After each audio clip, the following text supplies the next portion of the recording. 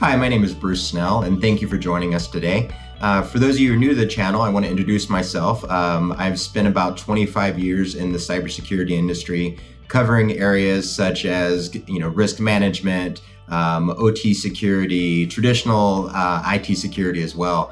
And today I'm joined by Shan Zhou, and we're going to talk a little bit more about the concept of risk assessment and risk management. So Shan, thank you for joining us. Hey, Bruce. Thank you for having me. Long-time listener, first-time caller.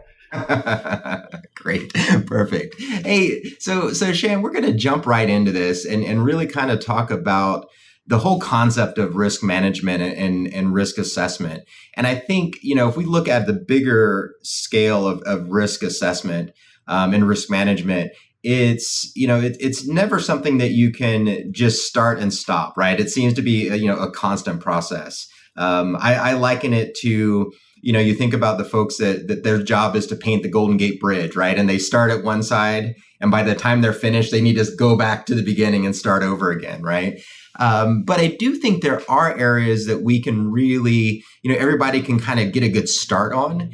And one of those for me, I think whenever I'm, kind of putting together a risk assessment program is really kind of getting a handle on what the customer has or what the organization has in place, right? I think without knowing what's out there, we can't really assign risk, right? And so I'm hoping that you can maybe help shed some light on kind of how we go about finding those assets and really kind of getting a good sense for what's out there in the landscape. I think for IT, it's pretty straightforward. I think a lot of people have done it for years, right? But I think OT maybe is a little bit of a different animal.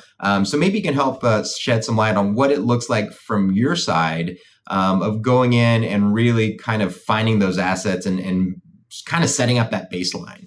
Yeah, absolutely, Bruce. And I think you covered a lot of topics and information there. I think to your point about doing risk assessment and risk management and risk management to lower the overall risk to the organization. And what I try to do is take parallels of that methodology and to your point about what IT has done traditionally and how that differs in operational, industrial, and critical infrastructure. I think the biggest gap and the biggest difference is the understanding and maturity of the individuals and the parties involved. So, if you go back and you mentioned, being 25 plus years, without giving away my years, I started in cybersecurity in the late 90s with stateful firewall. And this was back when organizations were still using proxy firewalls as the sufficient manner to secure and isolate the networks. And that quickly evolved into stateful, deep packet inspection, and so on. But same thing is that the organization and the maturity of the individuals who are responsible, and we'll call them maybe asset owners, those asset owners have had time to mature and develop and had probably more flexibility in terms of how they adopted and implemented and then new technologies, new security products, and new strategies. Whereas if you think of that in the parallels of your local utility company, right, your electric company, your water company, or other infrastructure where there is physical assets involved that are performing a physical function, that adoption of these new philosophies is completely different. Right? We think about the old terms of air gapping. We hear air gapping as a term that's used regularly in the industry. It was a way to protect those type of specific type of environments, those type of operational and industrial environments. Well, when we look at their evolution, how they evolved over the many decades, they've been kind of left behind. So from that perspective, they have a lot of security and technical debt that they need to catch up with. And that makes that risk assessment and evaluation process much more difficult. So when you talk about asset visibility, 100% agree. I think in any scenario, whether you're playing a game, whether you're trying to do a remodel of your garden or your yard, right? We look at it, and I like to use a lot of analogies because it helps me to be able to understand things in a more relatable and identifiable way. Is that if I was trying to do a simple remodel of my kitchen, what is the first thing that needs to take place? I need to understand the dimensions I'm working with. I need to understand what I have. Maybe I want to repurpose my stove and I don't want to save some money and I want to keep the same oven and refrigerator. I need to have the understanding of what's in that environment. The same is true. I think the biggest differentiator, and is when we compare IT organizations and IT infrastructure to operational and industrial infrastructures, is again, those assets are long time performing assets, right? So, I think, and I know it's changed, but, the example I always use is Oreo cookies. Oreo cookie formulas, yes, they go on double stuff, that they go on different flavors recently. But for the most part, the cookie process is probably the same process it's been from day one. And consumers appreciate it for that continuity of flavor and taste and consistency, right? It's that same product that you've grown up with and you know about. They're not using new machines. They're not changing the process. They're not changing the mixtures, as in the same great effect that IT organizations tend to evolve. So we get into this, catch-22, which is how do we mitigate the risk? How do we bring in a higher level of operational integrity, but do it in a way that the organization is able to sustain? And what I mean by sustain is, well, who are the resources? Who are the responsible party owners who are going to uptake these tasks and perform these activities? And again, that lack of maturity and awareness, understanding makes that struggle even more difficult. Yeah, and it's interesting you say the lack of maturity and understanding. It's interesting to look at, to compare the IT world versus like the manufacturing world, right? Where one of my customers recently was an automotive manufacturer, and they had a couple facilities that they wanted to actually do an audit of. And I won't mention names or locations or to give anything away, but, we basically had to, we sat down and said, okay, well, we can take a tool like Guardian from Nozomi Networks and go out and put these in strategic locations, get an asset discovery, and then, start working from there. And they said, well, no, we want to make sure that we go in and count these by hand, right? And we want to go through and verify that every asset is where it's at, who owns it, et cetera. And we started looking at it, and I said, well, first off, by the time you're done, that list is no longer valid, right? Because you don't know what else has come on, what wasn't turned on, or who, maybe somebody wasn't in the office that day when they were filling out, going around with the questionnaire. And then the big thing was, I said, look, for the number of systems you have and the number of locations you have, to physically send people out there to do these assessments, because this was in a remote location, not a very centralized area. I said, it's going to cost a ton, because we're going to have to, you're going to spend weeks of somebody's time by multiple people, by multiple sites to get that same information that you could plug in. You could plug in a few Guardians around your network and have it automatically kind of pull that information and have a good working asset to start from, by the end of the first week, maybe. Right. And it was an interesting kind of argument that had to be had, because they were still in that same mindset of, oh, well, I've got to go. The way we've always done it is to go around with a checkboard and say, okay, well, yeah, this system's here, this system's there, and mark it down. But I do think that's more of the kind of the old thinking of it, right? It's kind of the old model of doing it, where, somebody can come in, use modern technology, borrow from what the IT world has been doing for years, and apply that to critical infrastructure and apply that to manufacturing and others, right? Yeah, you bring up two good points. And one thing I want to point out is that when I say lack of maturity, it's not a negative statement, right? That maturity is because there wasn't a precise need for it at that time, right? In the past, with air gapping, with the controls, it was about maintenance and operational ability of the facilities, of the processes, of whatever the business entails, right? That was job one. And because of the segregation and the disconnect of these networks, right, and the lack of need for them to have either corporate enterprise network connectivity or potentially even internet connectivity, there wasn't that need. So these set of problems that IT struggled with because of the dynamic nature of that environment wasn't the same and didn't translate to the operational environments. So in the operational environments, there wasn't this need to mature, wasn't a need to adopt at the same pace as IT organizations did. The second thing you pointed out, which is, and that's a great, example, the term I hear commonly among our customers is, they call that walking the line, going to a facility and walking in line with a notepad. And unfortunately, it's a reality that a lot of organizations struggle with. And they're doing this for very rudimentary purposes. And we all understand, again, with our rich and deeper IT and cyber experiences, that is not scalable. It's not persistent. It's not scalable. And it may be good to say, all right, I get a rough understanding of what I have, but it's not persistent. And to your point, that information is probably for the most part 80 to 90% accurate when the process is completed. How do you go and repeat that in a scalable way? And this really gets into the risk assessment piece of it as well, because risk itself, it's a moving target, right? We all have, and I think for the most part, at least in the U.S., it's mandatory to have auto insurance. Well, your auto insurance covers you for a particular set of risks.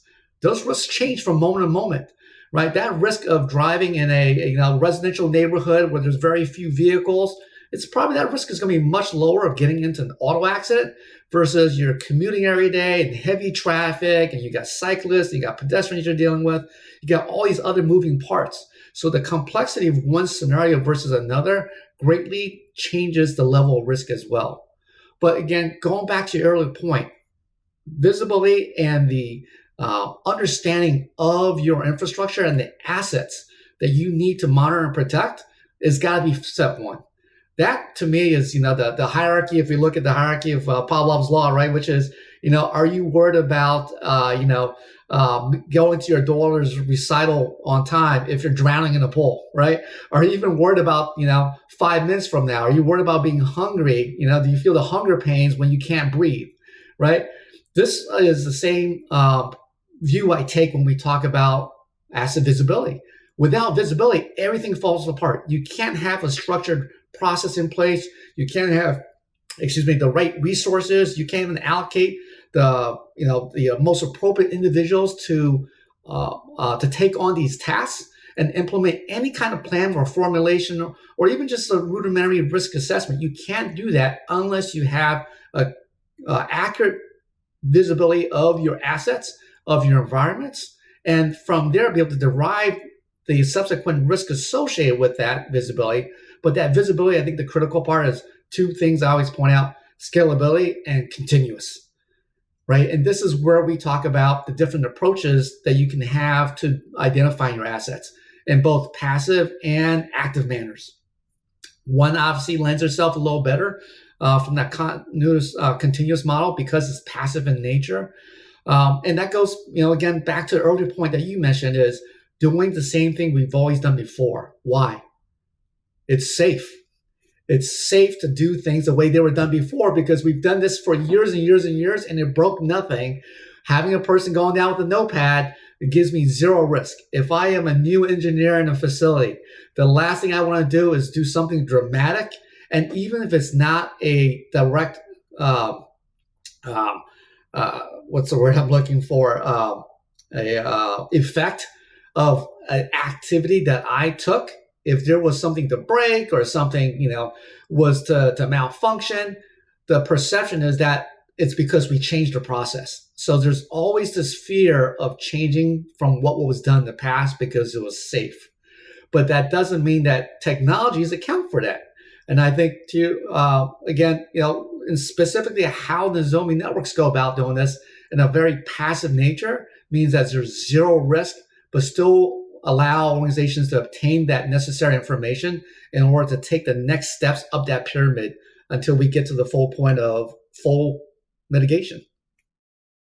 And I think, it's interesting as you were talking, I was thinking about why the notepads, right? And why is that no longer really kind of a viable solution? And I think about it like, I mean, even just 10 years ago, before we really got into a lot of this more modernization and digital transformation, if to use the buzzword, right, of industrial processes, there wasn't a lot of connectivity, right? And so it was fairly safe to, if you didn't have an exact accurate account, you're probably okay, right? Because there wasn't a direct connection to the internet. There wasn't a connection. There wasn't these holes in to allow these systems to be compromised, right? It's almost like the big catch-22 of the industry 4.0 model is that, it does allow for better integration, better, process flow, better supply chain, but it's also allowing threats in, right? So it's kind of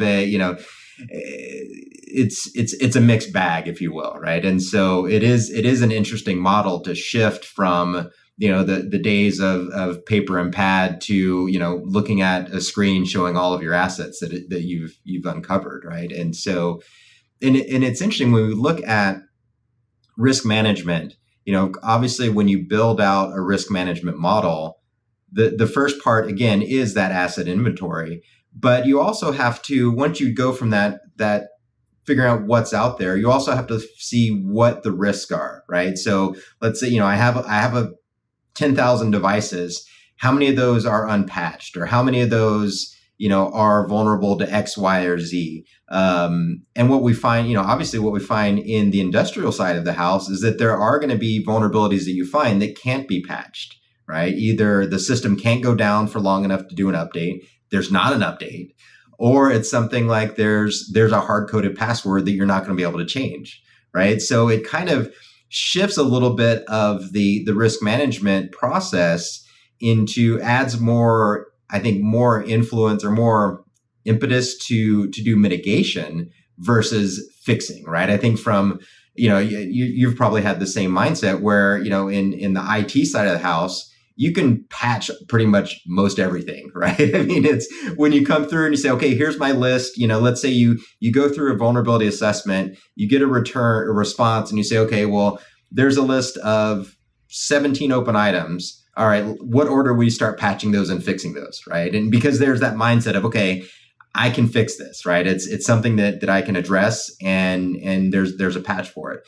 But from an industrial side, you start looking at these things, okay, well, here's my 17 biggest vulnerabilities. 6 of those I can't do anything about, right? I can't fix it with, a patch, or, I can't change the password that's sit in there. So now I have to start building out mitigation strategies, right? And I think that adds a new kind of a bigger crutch into the whole concept of risk management when you're applying it to industrial, because it does add in a little bit of a sticky wicket of all of these new things that we have to start bringing in. Yeah, and I think even more fundamentally, if we go back and think, what is the risk, right? Because if we can't categorize the risks, then it's hard for us to prioritize.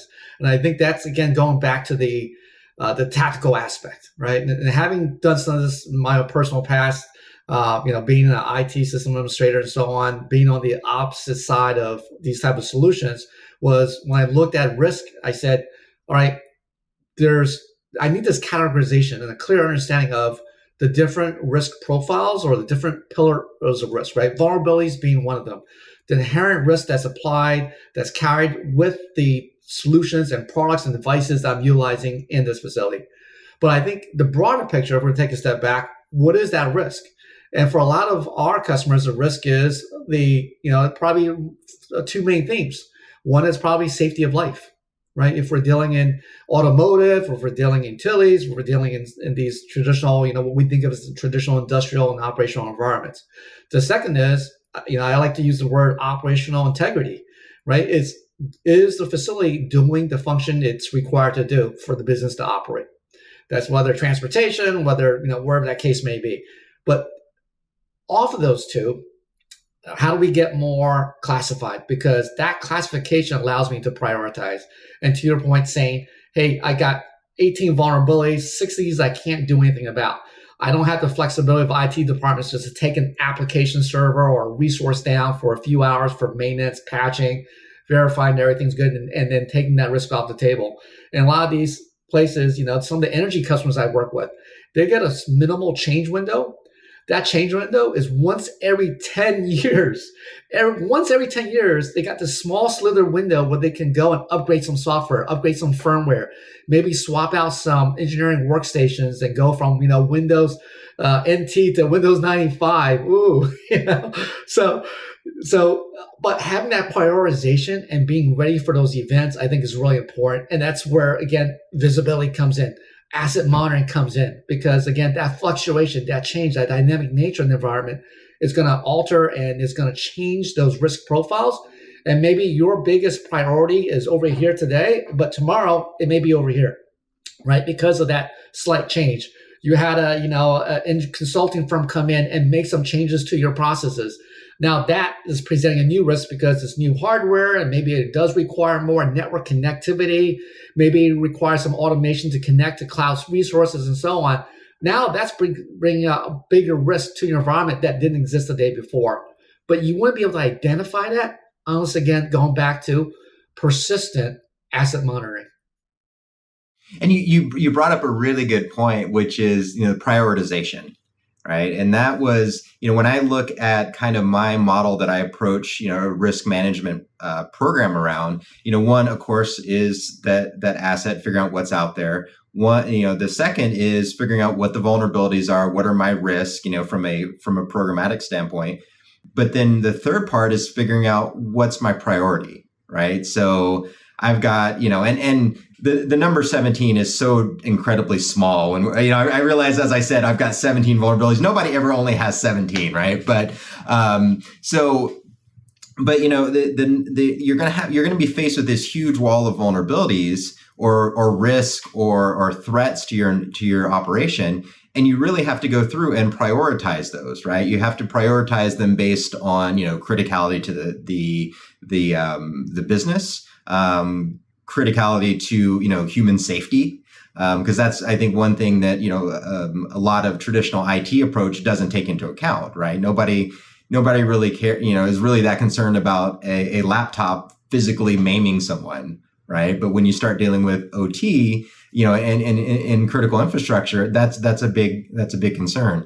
I mean, maybe back in the old days when you had the CD tray that would come out, maybe it would come out too fast and hit you in the eye. That was like your biggest danger, right? But if we think about that asset discovery, that the risk management, and really that prioritization, then it becomes a different game, right? We, typically when you go through those first couple of phases of a risk management program, you come back saying with some sort of gap analysis. And let's just, for simplification perspective, let's say, you've got a scale of 1 to 10, right? And 1 being horribly insecure or unsecure, and 10 being, locked down tighter than a drum, right? Part of it is figuring out where you realistically can get to, right? Because I think, when you approach someone and say, okay, here's your risk management program, here's where you're at, here's the gap analysis, obviously everybody says, well, I want to be 10. I'm like, well, let's slow down a little bit, right? I mean, nobody's going to jump to 10. Nobody's probably going to get to 10. So realistically, you have to take a step back and say, okay, how secure can I be and still be operable, still have, my business running, still have people able to do their work and still be able to make money, but then be as secure as possible. Unfortunately, it does seem like there's a trade-off, right? Nobody's going to get to 10. Maybe you can get to 8, right? Maybe you can get to 7 or 8. And so you need to start figuring out where you're going to be, what your goals are, and then you can build that kind of pathway and that blueprint to get from, let's say 3 to 8. And you also have to take into account how much time that's going to take, right? I think a lot of people, see, okay, well, I'm going to start a risk management program. Well, that's not something that you get told on Monday and you finish by Friday, right? This is a long, involved process. And it's something that I think a lot of organizations are maybe a bit surprised when they think about risk, because I don't think people realize the breadth of an actual risk management engagement, right? And how to, get things rolling. Yeah, no, absolutely right. I think I agree with all those points. And when you really get into risk, it's wide and sometimes could be very deep. And another component is the resources. So, vulnerabilities being one set of risks. Great. Do you use in-house? Do you out-house that expertise for the assets that you identified with severe vulnerabilities? Right? Do you even have the in-house expertise to go and know what needs to be done? Is it just a simple firmware upgrade, or is it something that's more trailing? Because again, in a lot of these complex environments, right, there's this constant feeding of one process into the next process into the next process, right? If you think about, I don't know if you ever stood at like, Krispy Kreme and, some facilities, they're making it right there. You can see the conveyor belts. I'm always astounded by the engineering that happens. You think frying a donut, a piece of dough, and then drenching it with icing is a simple process. But if you watch it, the oil's got to be heated at the right temperature. It's got to go through the right speed to give it the time to cool or heat or whatever needs to happen. So, but one process transitions to the next process. So if I was to go and alleviate a risk here, what is the downstream effect to the rest of my process? Does that going to play nice, or is it going to have a negative impact by reducing one risk? I created another risk. So again, it goes to one aspect of it. But if we look at, again, the broader field of risk, vulnerabilities, what about just general behavior and practices and processes that are currently implemented? Again, a lot of our clients work with outside consulting engineering firms, right, for their particular expertise in whatever industries that they may be serving. Well, what if a consultant comes in and needed to have some kind of persistent connection? Well, that may be not necessarily tied to existing vulnerability. It's just inherent practice risk. It's part of the process that needs to occur. What is the risk that I'm willing to afford, and what is the likelihood of a bad connection coming in and doing something malicious inside an environment that's going to be detrimental to my processes, right? So you got that human factor. You got other elements. Surprisingly enough, again, I've encountered environments where individuals and organizations have active cyber risks in that environment that they are fully aware of, but they can do nothing about. They literally have, several different type of known old malware strains that's in the environment, but they can't fix it because they can't take those pieces of equipment offline for even those few minutes or few seconds to remove that risk, to remove that compelling threat. So every organization is going to be different, and their tolerance levels, I think, is going to tie back to the resources available, right? The expertise. Do we have the right individuals who are educated, properly trained, that understands the process in entirety to go and implement those changes? So it's just, to your point, a very difficult balancing act between what I can do versus my risk tolerance should things go in a very negative way. And again, it all falls back to operational integrity. So today it might be the cyber risk. Tomorrow it may be process risk. Tomorrow it may be operational risk. It's all going to slide all over the place. But again, you and I discussed this over and over, but it goes back to the very fundamental thing. Do we have an understanding and a persistent understanding of our assets? Because that's going to really help us focus on how we spend our time, and keying on what we can fix today, what we can mitigate, and what's acceptable, and perhaps have a longer strategy of how we're going to address and reduce that risk.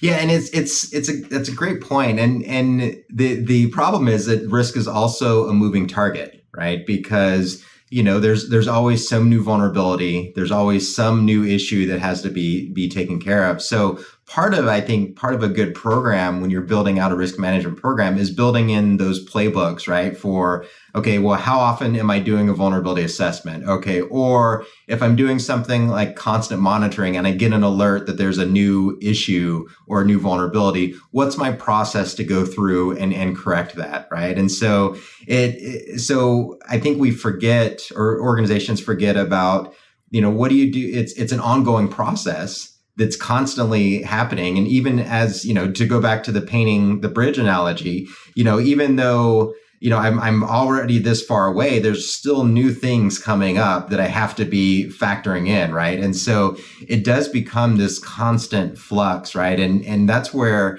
I think people need to work in things like, playbooks, or, what happens when there's a new threat? What do I do? Right. And building that out so that it does become a constant thing that you're working on, and not just a single point in time, assessment or risk management program that you put in place. Yeah, and that's a really important point that you brought up about playbooks, because the playbooks allows that knowledge to be transferable from one team to the next, right? And this is what a lot of organizations struggle with. Even the smallest of organizations struggle with this, which is no one in any organization is the wizard that holds all the keys, that has a complete understanding, right? You have folks that's transitioned out, moved to the different departments or out of the organization. They've built a process, they've defined a particular work stream, but then that gets taken over by someone else. You go into any type of organization, and even non industrial or operational in nature. Just think of a insurance company. Who at the business understands the entirety of the business? This is why you have experts, right? You have financial experts, you have insurance experts, you have the different subject matter experts that are the masters of their particular realm, but their expertise only spans that realm. Well, this gets 10 times more, 100 times more complex, making a can of paint, right? Mixing the different chemicals together. I mean, putting it in the can, printing the labels. Those are all different subject matter experts that are responsible for their discrete portions of that process. Well, again, when we put that playbook together, right, who are the individuals that we can assign that can take a specific component? So, and I think, again, having that continuous asset monitoring, who is the asset owner? So one thing that the Nozomi Networks really helps with is the implementation of specific identifiers that are unique to the business in terms of how they go and identify asset owners. So we give the capabilities to say, all right, here's a particular asset we identified, a controller, a HMI, engineering workstation, but it also allows organizations to identify and assign who the asset owner is. So, we have a vulnerability, we have a risk, we have a process change or a behavior change with that particular asset. Who is the asset owner? Let's go to the asset owner and identify, is that change a known change? If not, then how do we go and delegate this and follow through the rest of that playbook? But that playbook inception is vitally important because it gets that knowledge to paper. And again, giving that transition and sharing that knowledge, that tribal knowledge with the broader group, because you're going to have a lot of different hands and that's going to be responsible. Yeah. And you hit on the tribal group. Because you and I have been doing this for quite some time. And I'm sure at one point in your career, because I know I've had the same, where I was the one guy that knew where, all of the passwords, where everything was, and that doesn't scale. Right. And so I think, we need to look at, from a modern approach, security luckily has enough budget. Well, never has enough budget, but it has more budget now to where you can, build out a security team, right? You can build out a larger organization to take care of the very important security issues that you face. And to your point, building that tribal knowledge through playbooks or, policies and procedures can really help make sure that the organization stays safe and stays secure, right? And that's where I think when I think about building in, other angles into a risk management program, one of those really big, strong ones is building in that concept of the playbook and repeatable knowledge, and making sure that what you learn today is kept and passed on so that everyone else is on the same page and has buy-in and knows what to do. Exactly. And I think the other component that's going to factor into that playbook is potentially governance rules, right? When we deal with energy facilitators, right? NERC-CIP and the different regional and national standards and compliance governance rules, that's got to be part of that playbook to say, how do we address these fundamental things that allows us to operate in this country or this state or this municipal this region. So I think that's another part that works well as part of that playbook. And interesting enough, I don't think you and I and our combined expertise is too far off with the rest of the industry standards, because if you look at kind of the first 3 bullet points of any governance standards is asset management, asset identification, asset visibility, whatever terminologies they may use, but is, do you know what you have? Because if you don't, forget the rest of this governance stuff, because you'll never get to it because you don't have the fundamentals done. Right.